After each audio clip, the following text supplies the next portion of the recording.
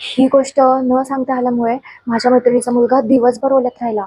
Day care किंवा school नवीन-नवीन सुरू झाल्यावर मुलांना शू किंवा शी सांगणं जरा अनकम्फर्टेबलच वाटतं. म्हणून डे केअर आणि स्कूल सुरू व्हायच्या आधी ह्या गोष्टी मुलांना आवर्जून शिकवा आणि व्हिडिओ शेवटपर्यंत बघत राहा, कारण की व्हिडिओच्या शेवटी मी तुम्हाला एक स्पेशल टिप सांगणार आहे. नंबर 1, मुलांना खूप सोपे आणि छोटे-छोटे शब्द शिकवा. जसं शू, शी, टॉयलेट, वॉशरूम, जेणेकरून त्यांना कम्युनिकेट करायला खूप सोपं जाईल. आणि घरात सुद्धा त्यांच्याशी याच भाषेत, याच शब्दात कम्युनिकेट करा. म्हणजे त्यांना त्या गोष्टीची सवय सुद्धा होईल. दुसरी गोष्ट, मुलांना ॲक्शननी कम्युनिकेट करायचं शिकवा. जसं सू आली असेल तर पोटावर हात ठेवून टीचरकडे जायला सांगा.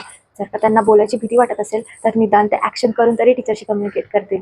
तिसरी आणि सगळ्यात महत्त्वाची गोष्ट, डे केअर असो किंवा शाळा, त्यात फार तर फार 1 किंवा 2 टीचर किंवा 1 किंवा 2 नॅनी असतात.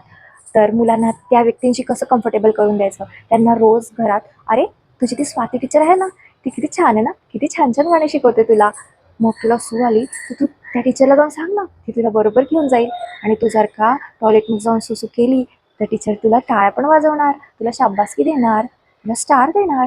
असं काय काय गोष्टी सांगून मुलाला त्या व्यक्तीबद्दल कम्फर्टेबल करा. आता व्हिडिओ इथपर्यंत बघितलाच आहे, तर शेवटची आणि सगळ्यात इम्पॉर्टंट टिप म्हणजे तुम्ही जेव्हा मुलांना नवीन नवीन डे केअरमध्ये किंवा शाळेत पाठवाल ना, तर त्यांना अशा पॅडेड अंडरवेअर घालून पाठवा, जे 1 किंवा 2 पी पर्यंत ॲब्झॉर्ब करतं. म्हणजे त्यांनी एकदम इमर्जन्सीमध्ये शू केली, त्यांना सांगता आलं नाही, तर त्यांची एकदमच पॅन्ट ओली होणार नाही.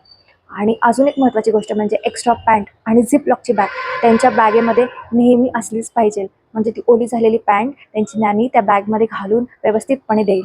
व्हिडिओ आवडला असेल तर नक्की शेअर करा आणि पॅडेड अंडरवेअरची जर का लिंक हवी असेल तर लिंक असं कमेंट करा, मी तुम्हाला लगेच पाठवते.